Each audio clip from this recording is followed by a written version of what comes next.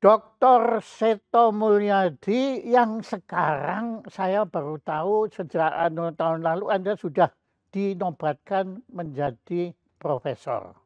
Pertama saya ucapkan selamat. Profesor Dr. Seto Mulyadi. Belakangan ini timbul semacam kehebohan begitu karena Anda peduli terhadap anak-anak Verdi Sambo. Nah, kepedulian ini ternyata bukannya menuai pujian, walaupun Anda tidak butuh pujian, tapi saya mestinya kan itu kan peduli kan mestinya sesuatu yang baik. Tetapi ternyata bukan hanya mendapat kritik, tapi juga hujatan. Anda dibilang cari panggung kek, ya, kemudian diskriminasi sosial, kenapa yang dibela cuma ini, ya, kenapa yang lain nggak dibela. Nah, kemudian bahkan ada yang entuk piro, itu katanya itu Anda akan dapat sesuatu hadiah atau bayaran karena peduli. Kemudian ada juga yang ya itulah yang istilahnya cari popularitas dan lain-lainnya itu semacam itu. Nah, maka dalam kesempatan ini kami mohon perkenan Anda memberi penjelasan. Kenapa sebenarnya Anda peduli anak-anak Verdi Sambo? Itu kan bukan anak Anda. Ya, kenapa kok Anda peduli anak-anak Verdi Sambo? Nah, kemudian kenapa kok Anda peduli anak Sambo? Padahal nah, itu kata orang, masih begitu banyak anak-anak lain yang perlu kepedulian. Oke, kami persilahkan Profesor Dr. Seto Mulyadi. Monggo. Ya, matur nuwun Pak Jaya. Waduh. Pak Jaya adalah salah satu guru besar saya juga untuk kreativitas. Allah, Anda pinter ngomong aja itu. Silakan. Baik. Terima kasih untuk kesempatan yang diberikan. Ya, saya dapat amanat dari Pak Kasur, guru saya, itu sekitar 52 tahun yang lalu. Beliau mengatakan, "Dik, kalau saya mati, tolong lanjutkan perjuangan saya mendidik dan melindungi anak-anak Indonesia." Melindungi? Iya, betul. Waduh. Nah, itu akhirnya saya pegang teguh. Sehingga saya sampai kapanpun, insya Allah mudah-mudahan terus konsisten di dalam kegiatan melindungi anak-anak Indonesia. Nah, kemudian salah satunya juga kami juga akhirnya membentuk suatu organisasi, Lembaga Perlindungan Anak Indonesia tahun 98 bersama dengan para pegiat perlindungan anak dari berbagai seluruh pelosok tanah air, dan terus berlangsung sampai sekarang LPAI ini. Dan tujuannya adalah tugasnya yaitu melindungi semua anak-anak Indonesia. Kami kalau dari mulai Sabang ke Merauke, kami kadang menempuh jalur laut yang ganas menjelang tengah malam dengan perahu kecil yang penuh risiko di beberapa pulau di NTT, itu juga kami lakukan, kadang-kadang di tempat berbahaya. Semua konteksnya adalah perlindungan anak. Dan memang kami tidak butuh publikasi atau pujian dan sebagainya. Nah, pada waktu ada peristiwa Duren 3 berdarah ini, memang kemudian beberapa saat banyak pertanyaan ke kami dan teman-teman juga dari LPAI, apa yang dilakukan oleh LPAI atau juga Kak Seto? Ini ada anak yang memerlukan perlindungan khusus. Nah, kami cek di Undang-Undang Perlindungan Anak, Undang-Undang Nomor 35 Tahun 2014, bahwa anak yang membutuhkan perlindungan khusus dari begitu banyaknya, salah satunya adalah anak yang terstigmatisasi atas upaya orang tuanya, atas kegiatan orang tuanya. Jadi ada stigmatisasi dan diskriminasi. Ini anak pembunuh, ini anak teroris, ini anak jalanan yang orang tuanya mencuri dan sebagainya. Nah, dikaitkan dengan kesalahan atau dosa orang tua. Nah, itu perlu dilindungi. Nah, sebetulnya amanat undang-undang adalah perlindungan terhadap anak-anak ini dilakukan bersama. Baik itu negara, pemerintah, bisa pemerintah pusat, pemerintah daerah, lalu lembaga negara, Lembaga negara misalnya juga institusi kepolisian misalnya, dan juga masyarakat luas begitu. Jadi ibaratnya melindungi anak perlu orang sekampung. Dan amanat juga Hari Anak Nasional kemarin, anak terlindungi Indonesia maju. Jadi inilah sebetulnya kami konsisten atas amanat undang-undang ini. Bahwa begitu ada masalah, kami menunggu apakah negara sudah hadir. Nah, saat itu kami mengecek ke kepolisian, ke ke Mabes Polri, kemudian menanyakan apakah sudah ada penanganan dan sebagainya. Nah, pada saat itu memang berkembang karena hadir juga ada lembaga negara juga hadir, ada kantor Kementerian Pemberdayaan Perempuan dan Perlindungan Anak, ada KPAI, Komisi Perlindungan Anak Indonesia sebagai lembaga negara.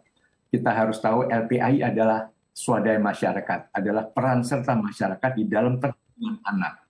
Nah, itu memang sudah ada upaya-upaya untuk segera melakukan pertemuan. Tetapi manakala ditanya oleh media, lalu apa yang merupakan ide kami, ya kami jelaskan bahwa LPAI pun terpanggil manakala negara belum hadir. Jadi dalam hal ini, maka pada waktu itu ada suatu ide bagaimana dengan anak-anak. Karena untuk menjawab bagaimana psikologis anak, ya kami harus bertemu dengan anak. Apakah diizinkan?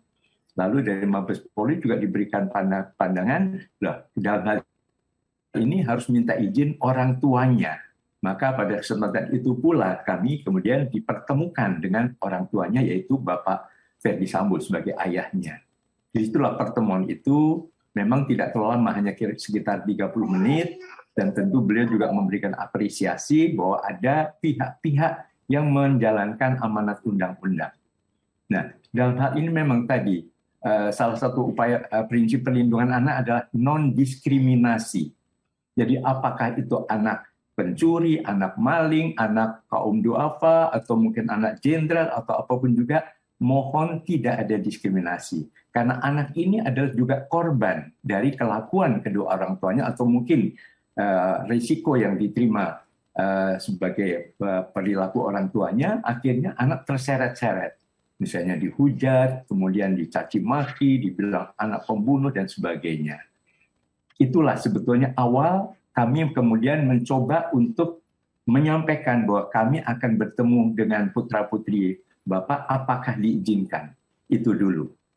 Nah, dalam hal ini kami juga akan terus koordinasi dengan lembaga negara. Ada KPAI sebagai lembaga negara, kemudian dari kepolisian sudah, dan pemerintah. Dalam hal ini adalah Kementerian Pemberdayaan Perempuan dan Perlindungan Anak. Demikian, Pak Jaya. Oke, jadi ya pertama saya terenyuh tadi dan terharu karena ternyata Anda ini mengemban warisan tugas dari Pak Kasur. Ya, betul. Nah, begitu Anda menyebut nama Pak Kasur, saya langsung menyerah dulu. Sudah menyerah saya. Nggak berani baca saya ya. Kalau sudah bicara anak-anak, saya kira ya tokoh yang paling berhak sebelum Anda hadir itu adalah Pak Kasur. Ya, itu jasa beliau belum diangkat sebagai pahlawan nasional, belum ya? Belum, dan pernah kami sudah usulkan, mudah-mudahan juga bisa didengar oleh pemerintah. Begitu. Dan dalam kesempatan ini saya menyatakan dukungan kami juga. Beliau sangat layak. Bahkan menurut saya hukumnya wajib bangsa ini mengangkat beliau sebagai pahlawan nasional. Karena saya tahu benar ya usia kita kan hampir sama, tapi saya lebih tua 3 tahun dari Anda. Ya, nah di sini ya tetapi saya dulu mengagumi sekali perjuangan Pak Kasur. Ya. Anda jadi murid beliau ya, boleh dikatakan ya? Iya, cukup lama, dan perkenalan juga bersejarah waktu itu di angka serba 4, yaitu tanggal 4, bulan 4, jam 4. Beliau waktu itu mengangkat saya sebagai asisten. Oh, kok bisa? Kan orang banyak kan di Indonesia, kenapa Anda yang dipilih? Nah, itu ceritanya bagaimana? Iya, memang waktu itu saya kan masuk Jakarta sebagai ini cerita di luar temanya ya. Enggak, tapi ini akan ada hubungannya. Silakan. Saya masuk Jakarta kan sebagai gelandangan ya. Jadi tidak ada tempat, tidak ada saudara, tidak ada teman, lalu tidur di tempat sampah sudah biasa di emperan pasar gitu. Lalu saya lihat waktu itu di sebuah pojok pasar di Blok M ada TV, ada siaran Bukasur. Lalu wah, saya kalau begitu ini mengasuh anak-anak adalah juga impian saya, kebiasaan saya waktu SMA gitu. Akhirnya saya mencoba menghubungi beliau, ternyata yang membukakan pintu Pak Kasur, lalu disuruh saya datang nanti sore ke Taman Situ Lembang. Ada usaha PAUD beliau, yaitu kebun kanak-kanak. Lalu persis jam 4 saya datang, Pak, saya yang tadi siang datang, Pak. Lalu langsung, ibu-ibu, sekarang saya punya asisten baru. Kita panggil siapa nih namanya? Nama saya Seto, Pak. Ya ampun. Kita panggil Kak Seto. Itu saya lihat jam 4 sore tepat, dan setelah malamnya saya catat, oh tanggalnya tanggal 4, bulannya bulan 4, tahun 70 waktu itu. Jadi akhirnya itu saya catat sebagai hari bersejarah, di mana saya setelah itu diangkat oleh beliau sebagai asisten, dan 23 September tahun 70, beliau memberikan amanat yang tadi saya sampaikan. Jadi, kalau saya mati, tolong adik yang lanjutkan perjuangan saya dalam mendidik dan melindungi anak-anak Indonesia. Nah, ini dia. Makanya saya kan nyambung ke tema yang kita bicara, ya. Anda bukan dianjurkan peduli, tetapi malah melindungi. Melindungi itu lebih tinggi dari peduli, Pak. Kalau peduli, saya juga bisa peduli. Tapi saya tidak berbuat apa-apa. Nah, kalau Anda kan berbuat, Anda bukan hanya peduli, Anda sampai mendatangi Pak Ferdy Sambo dan minta izin kan, situ. Nah, dan menurut Anda sekarang kita akan tahu bahwa ada pihak-pihak yang ya tidak setuju, bahkan tidak suka terhadap Anda yang lakukan itu. Nah, menurut Anda apa alasan beliau-beliau ini? Ya, saya sebut itu beliau loh, karena saya menghormati juga ya pendapat mereka, ya kan pasti kan ada alasannya. Nah, menurut Anda kenapa kok Anda sampai dianggap yaitu tadi diskriminasi, padahal Anda berulang kali menyampaikan tidak boleh diskriminasi. Nah, Anda juga disebut cari panggung, cari popularitas. Menurut saya Anda sudah sangat populer, kok masih mau cari lagi? Kalau Anda cari ya Anda serakah banget itu namanya. Nah, monggo, silakan. Anda tolong terangkan kita kalau istilah dalam Islam itu tabayun. Ya, baik. Baik, saya juga ingin mengaturkan terima kasih yang sebesar-besarnya kepada beliau-beliau. Mungkin para ibu-ibu atau emak-emak, ada juga kalangan dari disiplin psikologi, mungkin ada lawyer dan sebagainya, dari mulai yang santun sampai mungkin yang keras ya. Tapi beliau saya anggap sebagai kritik, koreksi terhadap saya, bahwa saya pun penuh kesalahan, ketidaksempurnaan, sehingga saya harus banyak mendengar. Semua saya catat, ya komentar-komentar itu saya simpan, dan semua juga karena kesalahan mungkin informasi yang disebar ke publik. Jadi misalnya mengatakan kok saya mengusulkan agar Ibu Putri ditahan di rumah misalnya begitu. Nah, itu kan pada waktu keluar ada pertanyaan, Anda sebagai psikolog, bagaimana melihat nasib seorang anak yang masih bayi, umur 1,5 tahun, dari ibunya? Saya menyampaikan, ini sudah lama juga kami gaungkan. Saya sendiri pernah menjadi anggota Balai Pertimbangan Pemasyarakatan dari Kementerian Hukum dan HAM, yang datang ke lapas-lapas, dari mulai lapas dewasa maupun lapas anak. Nah, saya sudah melontarkan gagasan itu di Kementerian Hukum dan HAM, agar kalau ada ibu-ibu, mungkin tukang sayur, mungkin apa yang melakukan kesalahan, dan sementara punya bayi, maka mohon pertimbangkan juga nasib dari sang bayi ini. Bahwa pada masa-masa awal dalam ilmu psikologi, masa-masa sebagai the sense of basic trust dalam teori, salah satu teori psikologi, bahwa dia sedang membangun rasa percaya diri pada lingkungan sekitarnya. Jadi harus dalam pelukan ibu, dalam kedekatan pada saat mulai kehamilan terus dilahirkan ya dengan ibu. Jadi mohon bertahap kalau harus memisahkan anak. Nah, bagaimana caranya? Lalu saya menyampaikan ada dua alternatif. Atau sementara bisa di rumah, penahanan rumah. Itu dimanapun juga, artinya tukang sayur, apakah tukang beca, atau siapapun juga, istri-istri atau ibu-ibu. Dan itu saya alami sendiri waktu saya di Jerman itu memang begitu. Kalau ada anak yang ibunya ditahan di rumah itu di Jerman. Tapi itu Jerman kan, oke, cuman balik lagi Indonesia, oke. Ya, jadi itu sudah saya usulkan. Juga dulu ada artis juga yang juga terkena kasus, kami sudah usulkan kepada hukum dan HAM, mungkin juga kepada kepolisian, agar tidak secepat-cepatnya dipisahkan. Jadi ada tahap-tahap. Kalau kemudian ada om atau tante atau kakek nenek yang bisa mengasuh pelan-pelan, mulai dipisahkan secara bertahap. Itu kalau bahasa Jawanya disape. Tapi betul. Nah, atau kalau tidak di tahan rumah, mungkin juga bisa saja di lapas, lembaga masyarakat, tapi mohon ada tempat khusus untuk bayi, bukan untuk ibunya, bukan tempat istimewa untuk ibunya. Itu bayi di tempat ada baby box atau apapun juga, pada saat nanti nangis atau diserahkan kepada ibunya. Karena kalau sudah tenang tidur bisa dipisahkan. Kalau misalnya mungkin dipeluk, ya mohon ada tempat khusus di sel itu di mana bayi juga cukup nyaman berada di situ. Artinya mohon, kan namanya Kementerian Hukum dan HAM. Jadi hak asasi manusia yang bernama bayi mohon mendapat perhatian. Nah itu jawaban secara umum. Tapi pertanyaan itu disampaikan pada saat ada kasus ini dan juga pada saat saya keluar dari Mabes Polri, nah yang muncul seolah-olah Kak Seto menganjurkan agar Ibu Putri tahanan rumah. Ya gimana semua tidak marah ya. Saya juga bisa maklum dan memahami itu. Gila.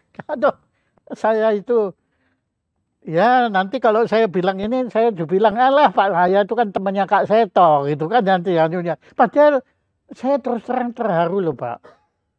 Mendengar Anda semua walaupun Anda menggunakan semua istilah psikologi yang menurut saya itu nggak penting, tapi yang penting itu nurani Anda. Dan saya berani garis bawahi, saya alami sendiri Pak. Saya ini kan anak adoptif. Saya anak adoptif. Ya, saya dilahirkan di Bali. Nah, kemudian karena takdir itu nggak tahu kenapa orang tua saya yang merawat saya kemudian itu kan di Semarang. Tapi entah kenapa kita dipertemukan waktu di Bali itu. Calon ibu saya itu melihat saya itu suka karena gendut gitu Pak. Karena anak gendut kan disukai kan. Nah kemudian dia minta betul-betul minta karena beliau tidak punya anak dan ayah saya juga enggak, minta saya. Nah kemudian saya itu katanya dulu waktu masih kecil itu dia juga calon orang tua saya itu suka karena ini anak kok nggak rewel, nggak pernah nangis. Wah mereka akhirnya dengan berat hati atau tidak dengan berat hati saya nggak tahu. Ya pokoknya itu dikabulkan oleh ayah ibu kandung saya, dikabulkan. Nah kemudian kan dibawa ke Semarang, terjadi perubahan perilaku Pak. Kerjanya saya tuh nangis terus. Oke. Jadi ini membenarkan teori Anda. Saya anak kecil aja yang belum mengerti, tapi sudah tahu bahwa kasih sayangnya kok hilang, gitu kan? Itu nangis terus sampai ayah saya bilang, aduh kasihan dah, anak ini kelihatannya nggak mau ikut kita, dan dipulangkan aja. Nah, tapi ibu saya ngotot biarin aja. Nanti pelan-pelan kan itu. Nanti memang lama-lama saya berhenti nangis. Karena ya itu. Tapi Anda benar. Sebetulnya dibutuhkan proses yang disapih itu saya tidak perlu nangis. Iya. Jadi teori Anda itu sudah terbukti secara empirik pada diri saya. Makanya saya walaupun dibilang, alah kowe kan koncone Seto, memang saya koncone Seto. Cuma menurut saya dalam hal ini memang ya Anda sebetulnya menjadi korban framing sebetulnya kan. Anda di framing tanpa sengaja ya bahwa Anda tuh menyarankan gitu kan, pokok mengusulkan. Padahal Anda kan memberi alternatif. Ya, iya. Tapi alternatifnya ya nggak dipakai. Ya. Oke, lanjut, silakan Anda. Nah, mengenai Anda cari popularitas gimana? Iya, sama sekali saya tidak ingin apa ya itu. Tapi ya itu tadi saya bisa maklum karena adanya informasi yang keliru tadi. Jadi memang sebetulnya kami mendorong sebagai warga masyarakat, mendorong sesuai amanat Undang-Undang Perlindungan Anak. Pertama, negara harus hadir. Kami serukan dari dulu, negara harus hadir. Ya negara itu bisa saja Kementerian Pemberdayaan Perempuan dan Perlindungan Anak, bisa Kementerian Sosial, bisa Kementerian Pendidikan. Karena kadang-kadang bully yang diterima oleh putra-putri yang nomor 2 dan nomor 3 itu kan di sekolahnya. Seberapa jauh anak terlindungi. Nah ini mungkin bully, apakah Anda punya bukti bahwa anak-anak ini dibully, Pak? Kak Seto. Kami justru hadir di Mabes Polri ingin menanyakan apa betul, karena kami ini dilapori masyarakat, didorong masyarakat, ini loh ada anak-anak yang membutuhkan perlindungan khusus yang salah satu butir dari anak yang memerlukan perlindungan khusus adalah anak yang terstigmatisasi dan labelisasi bahwa ini anak dari korban dari kalangan orang tua, anak pembunuh. Nah, ini yang masuk ke kami, kantor kami, sehingga kami justru mengecek ke Mabes Polri itu dan kemudian berkembang menjadi berita ini. Jadi intinya adalah kami menyampaikan masukan dari masyarakat apa betul dibully. Nah kami juga kalau memang belum ada yang datang, kami juga ingin bertemu dengan anak-anak ini, khususnya yang 2 anak ini, yang masih tergolong definisi anak adalah 18 tahun ke bawah, karena yang nomor 2 itu umur 17, yang nomor 3 adalah umur 15 tahun. Nah, apa betul? Kalau memang betul mendapatkan bully atau perundungan, lalu bagaimana kondisi mereka? Ada anak-anak yang memiliki daya resiliensi yang tinggi.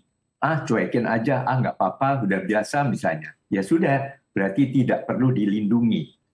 Jadi dalam konteks itu perlu ada pertemuan dengan kedua anak ini yang tentu bisa diajak berdialog. Iya.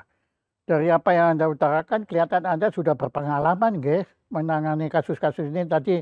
Jadi tahu bahwa anak tidak bisa digeneralisir. Ada yang punya resiliensi tinggi itu, waduh, keren Pak. Saya suka itu.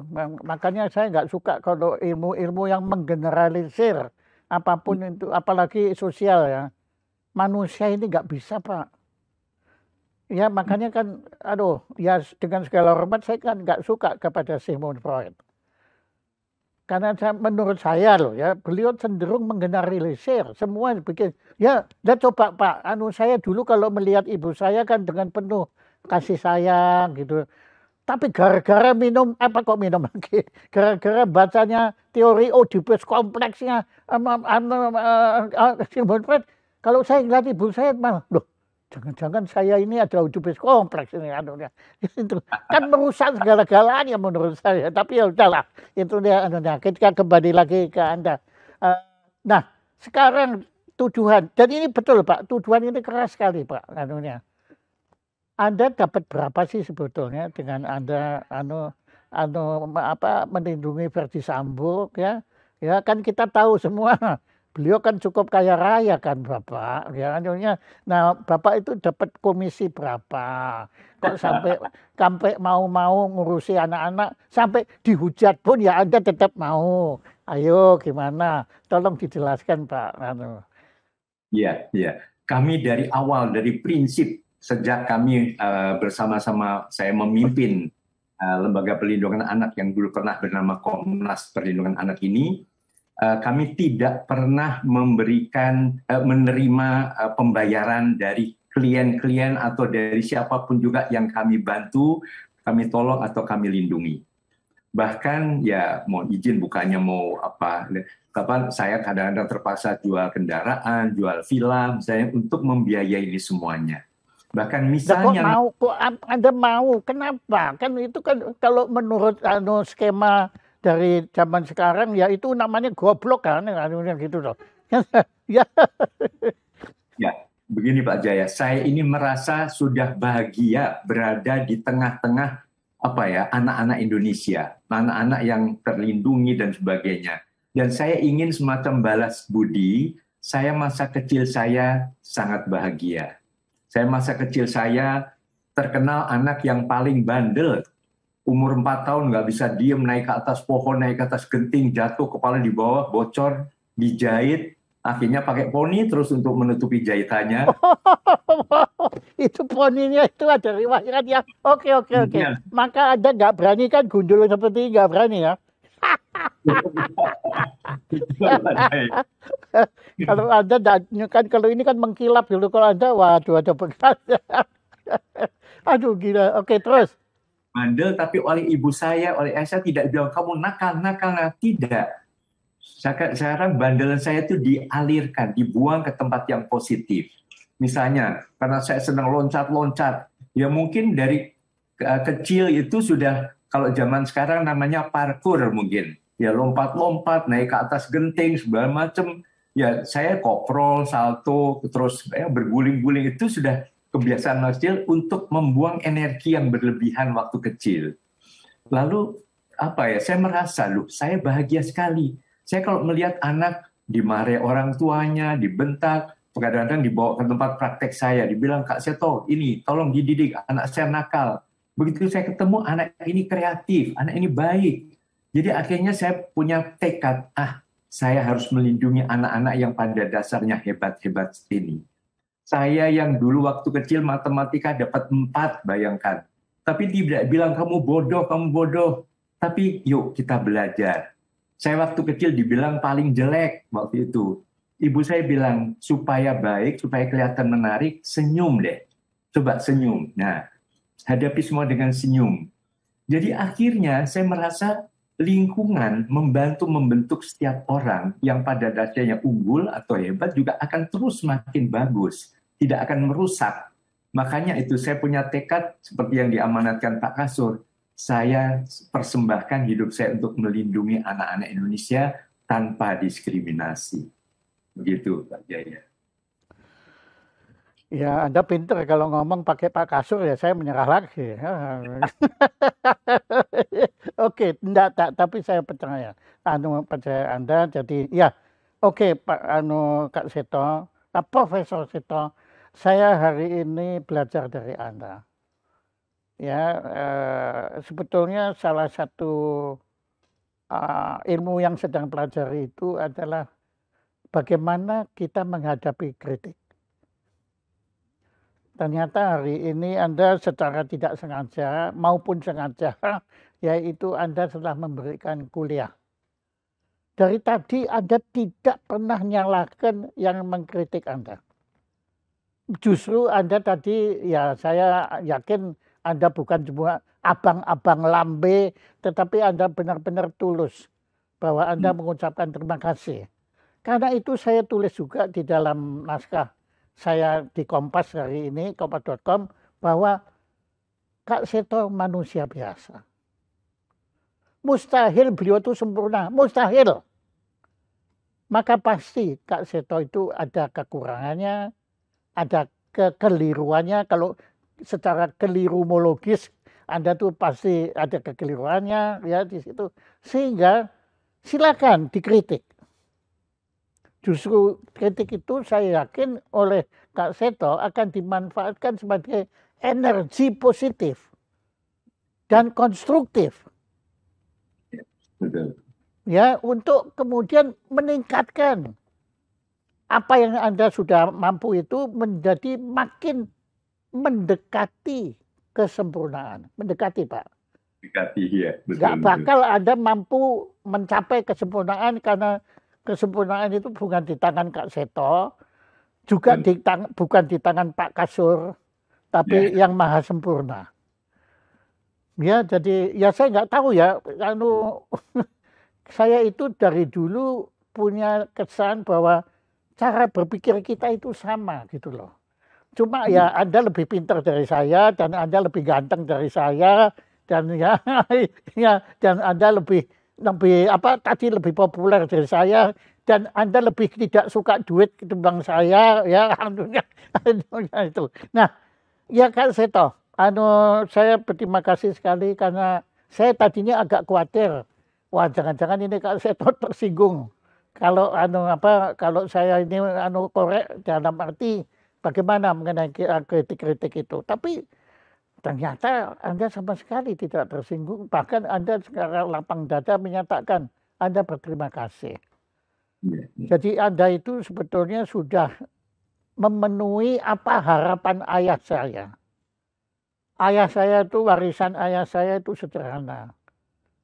Kamu sebagai manusia jangan mudah tersinggung. Itu maknanya dalam sekali, Pak. Karena kita ini menganut paham ojo dumeh. Dumeh, ya, betul. Kalau kita dumeh, kita tersinggung.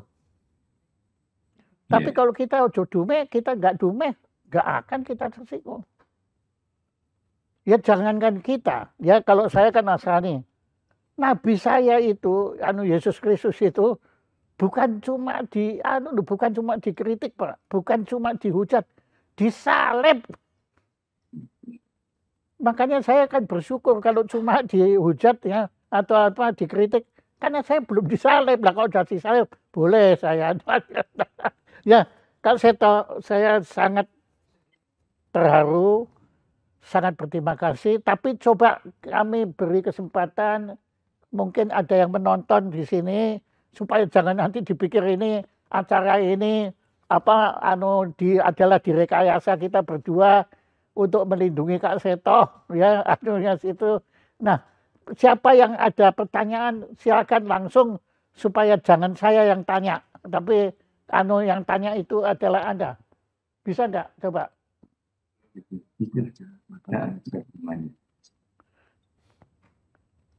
Ada? Enggak ada? Enggak ada? Nah, rupanya hadirin minimal yang nonton ini bisa menerima Pak apa yang kita utarakan sini sebagai bukan sandiwara ya. Nah, tapi ya nanti kalau sudah masuk YouTube mungkin kalau ada yang marah ya nggak apa-apa. Silakan hubungi Kak Seto. Anda siap kan menerima kritik? Sangat siap dan mengharapkan kritik karena semua itu adalah sumber kekuatan saya untuk bisa semakin mendekati kesempurnaan seperti yang Pak Jaya sampaikan. Ampun, ini memang pintar ngomong satu orang ini. Ya udah, begini Kak Seto, waktu yang membatasi kita, dan juga tadinya saya pikir acara ini bisa lama, tapi ternyata semua yang saya tanyakan Anda jawab dengan demikian santun, demikian tulus ya. Walah saya nggak bisa tanya apa lagi nih. Ya. Nah, tapi menurut Kak Seto, apa yang masih belum saya tanyakan, tetapi perlu Kak Seto sampaikan, Profesor Seto sampaikan dalam acara yang pembahasan peduli anak-anak Verdi Sambo. Silakan. Ya, baik Pak Jaya. Mungkin saya tadi belum menjawab tegas pertanyaan Pak Jaya. Dapat berapa? Ya. Dapat uang dapat amplop coklat dan sebagainya. Ya. Tadi kan saya sudah selama ini kami tidak pernah menerima, bahkan membantu. Ada beberapa mungkin yang dari kalangan yang marginal datang minta kami membantu uang transport dan sebagainya. Nah, kalau ditanya berapa, sesen pun kami tidak pernah menerima dan tidak akan mau menerima. Bahkan kalau nanti kami harus ke Magelang, itu pesawat, hotel dan sebagainya, itu adalah biaya kami sendiri. Jadi itu supaya jelas, supaya tegas. Kenapa Pak? Kenapa? Ya, pertama karena tadi saya balas budi untuk membahagiakan anak-anak Indonesia. Kemudian kedua juga amanat dari Bapak Kasur, guru saya tercinta, melindungi anak-anak. Dan ketiga, bahwa dengan anak terlindungi Indonesia maju. Sekaligus juga ini mohon juga kembali menjadi suatu momentum menyadarkan seluruh kekuatan masyarakat dan negara. Mohon peduli pada perlindungan anak. Anak-anak sangat membutuhkan perlindungan kita semua. Apakah itu mahasiswa, apakah itu guru, apakah itu orang tua, apakah itu ya siapa saja. Karena 4 tahun yang lalu kami mencanangkan suatu gerakan nasional dari LPAI, Gerakan Nasional Sasana, GN Sasana, Saya Sahabat Anak. Dari mulai presiden dan 4 menteri waktu itu kami ajak menjadi sahabat anak, bermain permainan tradisional bersama 900-an anak-anak di halaman samping Istana Merdeka. Main gobak sodor, main engklek, main egrang, main kuda lumping, main ogorban, kejar-kejar, dan sebagainya.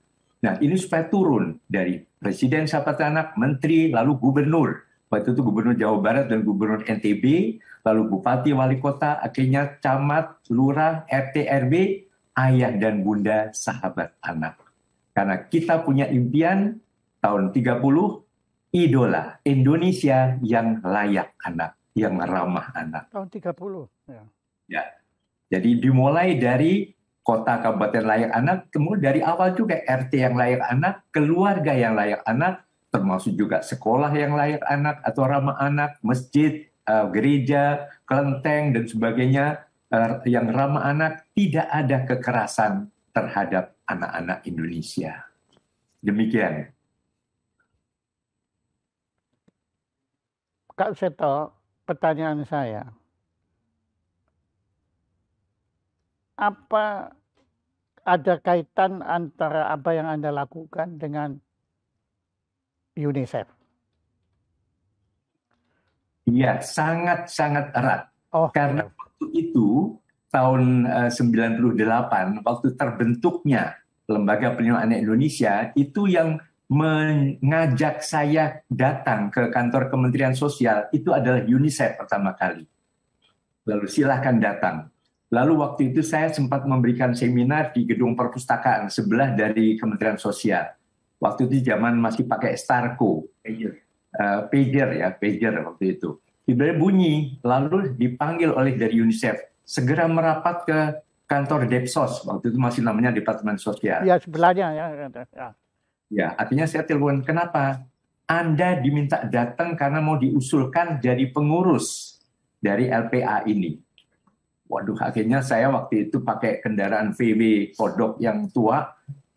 Kalau terus akhirnya mundur jalannya, mundur masuk ke Depsos. Lalu, nah di situ rupanya saya ketiban pulung, diminta sebagai ketua yang pertama oleh LPA seluruh Indonesia yang mengadakan kongres atau istilahnya forum nasional. Waktu itu sekjennya adalah Ibu Dr. Nafsiah Boy. Oh, lalu, iya. Ya. Lalu juga ada Bapak Dr. Suyono Yahya, salah satu orang kedua dari Kementerian PMK waktu dulu, Menko Kesra waktu Menko itu. Kesra, ya. Itu VW-nya masih? Sudah lama dijual. Karena mahal tuh Pak. Baby bobrok itu Pak, yang waktu itu harganya 100.000 zaman itu. Ya. Oke Pak, Kak Seto, saya sekali lagi ucapkan terima kasih. Atau maaf, masih ada lagi nggak yang Anda perlu sampaikan? Ada Mbak Tika Bisono itu saya lihat. Silakan. Mbak Tika, coba Anda mungkin mau mengkritik Kak Seto, monggo Mbak Tika, silakan. Ayo, hajar aja, habisi Kak Seto. Aduh Pak Jaya, Assalamualaikum warahmatullahi wabarakatuh. Senang ketemu lagi, lihat Pak Jaya sehat banget. Dan kemarin masih hadir di MURI, di UI itu ya 9.000 mahasiswa. Saya lihat juga itu. Sedikit aja sih Kak Seto, kita barusan juga WA-WA-an Pak Jaya karena ada beberapa WA dari teman-teman gitu ya, tentunya ada yang masyarakat, ada yang sama teman psikolog juga.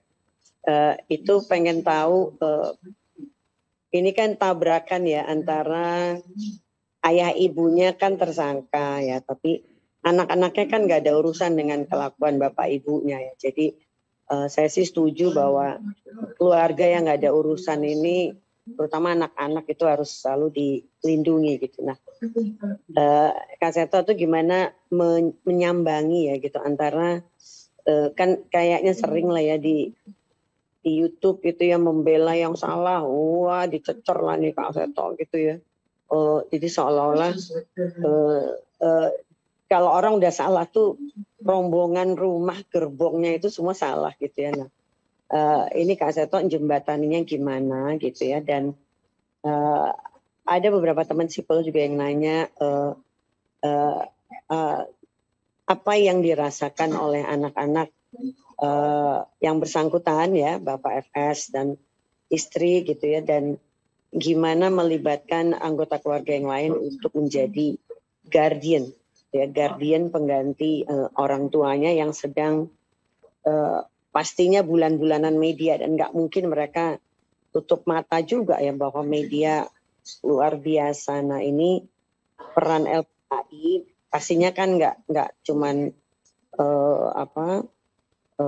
Kak Seto aja, tapi kan dengan tim ya kan, itu what do you do gitu ya, dan apakah mereka jadi homeschooling misalnya gitu ya, supaya nggak kena bombardir sekolah, atau juga ke guru-guru itu apa yang dijelasin ya. Mereka pasti punya sahabat, apakah sahabat juga diberikan intervensi gitu ya, supaya nggak lari gitu ya dari anak-anaknya, karena kan mereka juga nggak mau kali atau dilarang orang tuanya.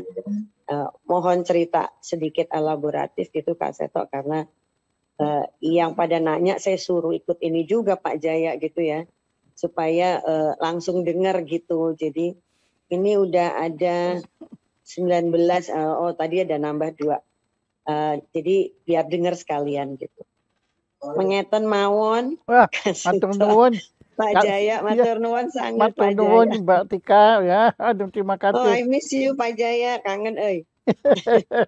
Terima kasih. Nah, Kak Seto, Matur nuwun. ini mohon pencerahan Anda atas jawaban atas pertanyaan Mbak Tika yang saya lihat beliau terharu sendiri ya dalam mengajukan ini ya, sampai tadi ngusap tetesan air mata beliau ya anunya. Tapi kelihatannya Mbak Tika ini penggemar Marvel karena beliau menghendaki The Guardian of the Galaxy. Tadi dia pakai istilah Guardian.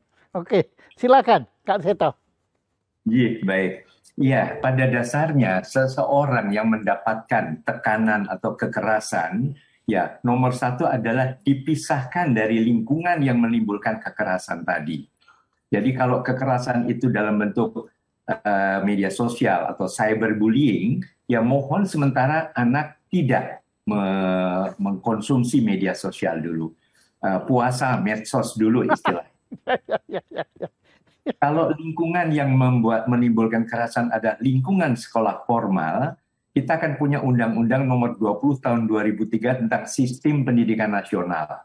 Bahwa jalur pendidikan itu bisa formal, bisa non-formal, tapi bisa juga informal. Dan itu bisa saling menggantikan atau saling melengkapi. Jadi dalam hal ini sudah dimulai cukup lama. Itu bisa menempuh jalur istilahnya apa? PKBM atau istilah populernya adalah homeschooling. Jadi ini dijamin legal oleh negara dan tetap bisa melanjutkan ke pendidikan lanjutan, bahkan bisa ke pendidikan tinggi. Nah, kami kebetulan juga menjadi ketua umum dari asosiasi homeschooling ini. Oh ya? Oh iya. Kalau homeschooling istilahnya bahasa Indonesia sekolah rumah kan. Nah, ini asah pena namanya, supaya pena lebih tajam. Tapi singkatan Asosiasi Sekolah Rumah dan Pendidikan Alternatif. Jadi nanti tentu bisa diserahkan kepada teman-teman yang mengelola homeschooling. Ini di Indonesia cukup banyak. Di mana? Di Jogja itu ada Primagama. Gitu ya. Oh iya, betul. Itu kan dekat dengan Magelang, itu bisa dididik oleh teman-teman dari Primagama. Kami pun juga mempunyai kegiatan homeschooling juga di mana kemarin memasukkan 150 anak jalanan yang terkendala masalah pendidikannya karena ya putus sekolah, tidak bisa melanjutkan, ya datang ke sekolah kami, ada juga kelas berjalan. Jadi ada mobil yang didesain dengan ada laptopnya, ada segala macam, keliling menemui anak-anak jalanan di beberapa titik begitu. Baik di Jakarta Utara, Jakarta Selatan, Jakarta Timur, dan sebagainya. Jadi intinya hak anak untuk belajar itu mohon tetap dipenuhi. Termasuk kalau ini anak ini sebagai anak putra-putrinya Pak Sambo ini yang sebagai anak memerlukan pelindungan khusus, bisa saja menempuh jalur pendidikan informal atau non-formal ini. Dan itu tetap dapat dijamin legalnya dan juga kelanjutannya pada pendidikan selanjutnya. Karena dua-duanya kalau tidak salah ingin masuk Akpol, ingin menjadi anggota Polri juga. Begitu. Waduh, jadi tadi sudah terjawab bahwa Anda kan dituduh juga, kenapa yang diurusi cuma yang ini? Yang itu anak-anak di jalan nggak diurusi. Lah ternyata Anda sudah sampai punya mobil, pakai laptop segala itu, waduh. Waduh, saya sendiri juga betulnya saya nggak tahu itu. Dan saya agak malu juga ya bahwa saya kok terpengaruh juga atas pertanyaan itu. Ya benar juga ya. Kenapa sih kok yang diurusi cuma ini? Ternyata Anda diam-diam sudah mengurusi yang itu semua. Nah, bukan main. Mbak Tika, bagaimana jawaban Profesor Cipto, cukup memuaskan? Nah, rupanya puas kita. Adip masih ada lagi? Ya, Nyon Sewu, oh ya, Pak Jaya. silakan. Tentunya ini kalau yang memang diingin ketahui bahwa penanganan anak itu kan nggak tebang pilih gitu ya, Pak Seto ya. Artinya semua itu ditanganinnya sama gitu ya, semua diperhatikannya sama. Kalau buat saya setuju banget gitu ya, nggak tebang pilih. Jadi saya sendiri sering teriak-teriak Pak Jaya ke 7 pendekar komunitas Pak Jaya. 7 pendekar komunitas itu ada geng RT, geng RW, geng PKK, geng Majelis Taklim, geng Karang Taruna, geng tokoh masyarakat dan tokoh musola. Nah ini geng ini juga harus nanganin anak juga gitu ya, yang berdasarkan kakak lah. Satu RT kan kakaknya ketahuan berapa gitu ya. Terus seringkali 7 pendekar ini juga nggak ngurusin gitu Pak Jaya. Masa harus seorang Seto juga gitu ya yang ngurusin yang di kakak-kakak ini. Nah ini geng 7 pendekar, ayo juga menjadi pelindung anak ya. Nggak usah nunggu siapapun. Pokoknya yang seputar kakaknya itu pasti kita bisa pantau anak-anak di situ untuk mendapatkan kenyamanan dan perlindungan. Ngaton mawon, makasih Kak Seto. Mudah-mudahan yang dengar lebih tercerahkan gitu. Terima kasih Mbak Tika. Jadi Anda, Pak Jaya, sehat-sehat. Ya, Anda melakukan pemerataan kepedulian terhadap anak. Always Pak Jaya, always. Iya toh. Oke. Nah, masih ada lagi? Ada? Ada. Silakan. Siapa ini? Dari Mbak Yeti Suratno di Bogor. Bagaimana Kak Seto menanggapi komentar negatif banyak orang tentang kenapa ngurusi anak Verdi Sambo? Ada juga anak lain dengan masalah serupa. Ya, terima kasih itu ucapan Ibu Yeti Suratno dari Bogor. Kak Seto, walaupun tadi Kak Seto sudah menjelaskan, tapi silakan diulang lagi. Silakan, Kak Seto. Iya, baik Ibu Yeti Suratno dari Bogor. Terima kasih, matur sembah nuwun untuk pertanyaan itu. Ya, saya selalu hidupnya penuh rasa syukur. Itu yang paling penting. Karena kebahagiaan itu berawal dari penuh rasa syukur. Saya masih merasa, masih ada yang memperhatikan, masih ada yang mengoreksi, mengkritik. Walaupun kadang-kadang caranya mungkin kurang berkenan, tapi buat saya sangat berkenan, sangat mahal isinya. Itu yang selalu saya bilang, sehingga saya malah kalau perlu saya juga ingin berjumpa ya untuk berdialog, untuk berdiskusi. Beberapa ada Pak Diolipa misalnya, terima kasih Pak Diolipa yang juga kalau tidak salah juga alumni Fakultas Psikologi UI. Kemudian Pak Aris Merdeka Sirait, terima kasih juga saya ucapkan.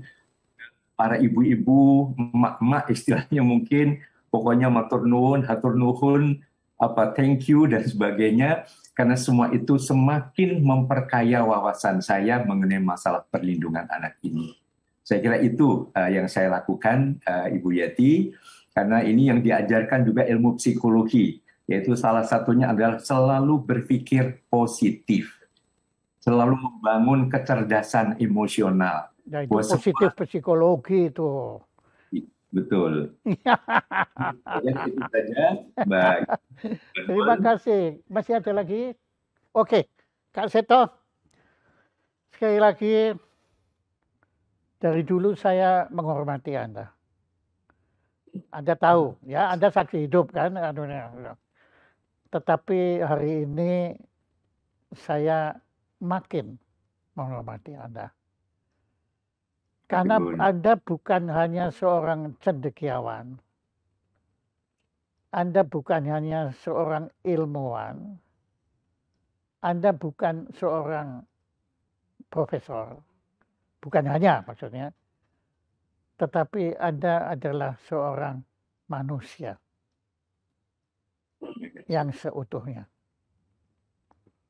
Saya kira predikat yang paling mulia untuk manusia bukannya predikat profesi-profesi itu. Itu kan semua buatan manusia.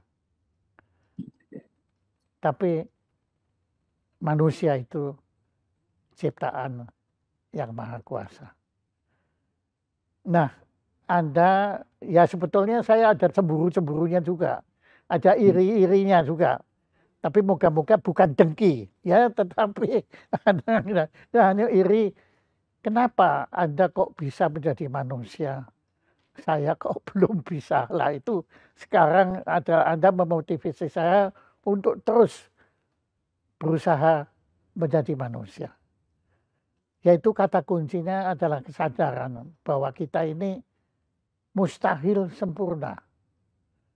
Tapi adalah tugas kita selama kita hayat masih di kandung badan. Berusaha terus mendekati kesempurnaan. Kak Seto, saya nggak punya apa-apa.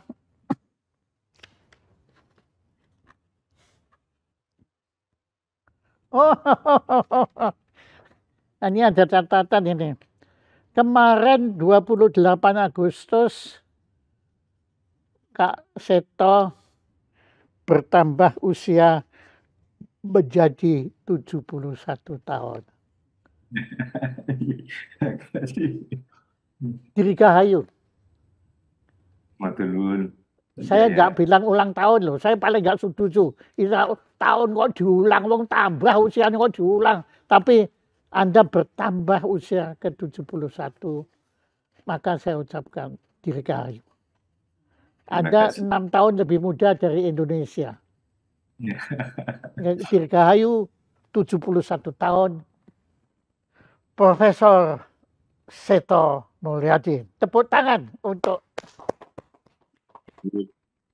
Dan nanti kami kirim ini maaf sekali, sangat sederhana ucapan terima kasih dari Jaya Seprana Institute kepada Profesor Dr. Seto Mulyadi yang telah berkenan menjadi narasumber acara Jaya Seprana Show dengan tema peduli anak-anak Verdi Sambo. Tepuk tangan sekali lagi untuk Profesor Seto Mulyadi. Merdeka!